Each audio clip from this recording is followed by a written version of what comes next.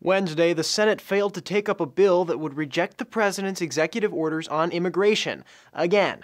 The bill would fund the Department of Homeland Security, which oversees immigration policy. It also would have limited President Obama's executive action deferring deportation for undocumented immigrants who came over as children. It was the second day in a row the Senate failed to take up the bill, with Democrats united in voting against debating it, along with both of the Senate's independents and Nevada Republican Dean Heller. Democrats argue the Homeland Security funding bill isn't the place to debate immigration. They're asking for a so-called clean funding bill without Republican-backed provisions standing in the way of the president's executive order. Either way, the president has already promised to veto any funding bill that wasn't, quote, clean. But the divisions aren't strictly down partisan lines. Although Republicans have vowed to overturn the president's executive action, they seem increasingly divided on how exactly to do that. Specifically, as Politico points out, Senate Republicans are having trouble convincing their counterparts in the House that they don't have the votes to bring the bill to the floor, and House Republicans need a plan B. House Republicans have taken a much more hardline approach and say the Senate must include some language to chip away at Obama's immigration policies for a bill to clear the House. But Senate leaders are in a quandary because they can't change the bill if Democrats block the floor debate from even occurring. Crucially, the resolution of all of these divisions is on a deadline. The Department of Homeland Security is set to run out of funding by February 27th,